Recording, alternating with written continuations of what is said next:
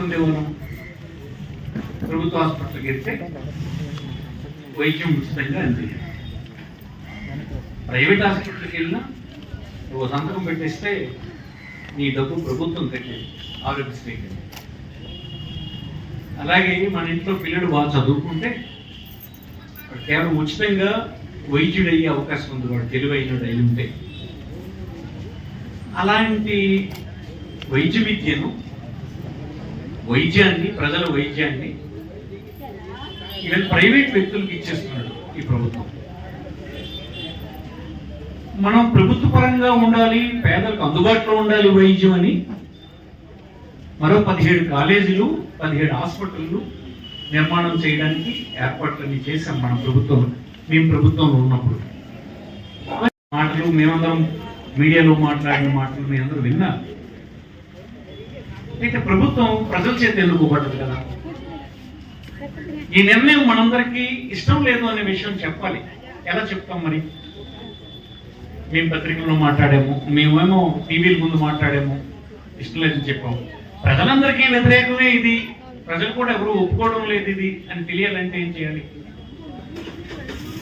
YSR Congress party ఏం చేసిందంటే 1 కోటి మందికి సంతకాలు పెట్టించి ఈ రాష్ట్ర గవర్నర్ గారికి ఇద్దాము, మాకు వైద్యాన్ని ప్రైవేట్ వాళ్ళ చేతులు పెట్టి మా పీకలు నొక్కే పని చేయొద్దు, అలాగే మెరిట్ ఉన్నటువంటి పేద విద్యార్థులు చదువుకోవడానికి ప్రభుత్వ కళాశాలలే కావాలి, కేవలం డబ్బున్నోడికి డబ్బుందని వాడికి సీట్ ఇచ్చేసి వాడికి వైద్యం రాక, స్కిల్స్ లేక బీదల్ని చంపి ధనం వసూలు చేసేటువంటి పద్ధతికి ఈ రాష్ట్రంలో తెరతీయకండి అని చెప్పి మనం ఈ సంతకాలు పెడుతున్నాం.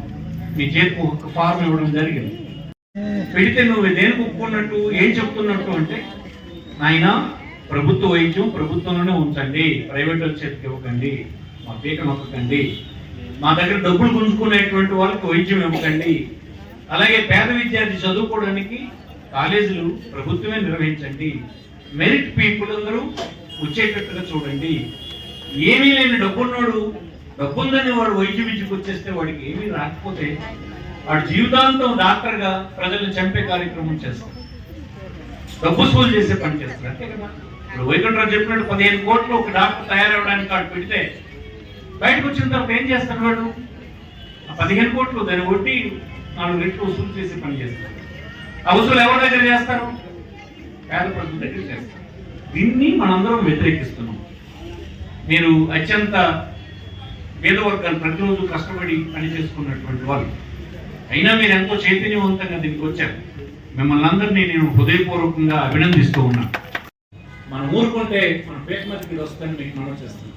ఒక్కొక్క హాస్పిటల్ దోచేస్తున్నారు, ధనాన్ని దోచేస్తున్నారు. జ్వరం వస్తే 50,000 పిండేస్తున్నారు. మన పెద్ద హాస్పిటల్కి వెళ్తే ఒక మందులు ఇచ్చినటువంటి దిక్కు లేదు. ఎలా ఉండేది హాస్పిటల్? ఒక పేదవాడు పేషెంట్ వస్తే రా అని పిలిచి ఆహ్వానించి ఒక కార్యకర్త ఫాలోఅప్ చేసేటువంటి పరిస్థితి ఉండేది.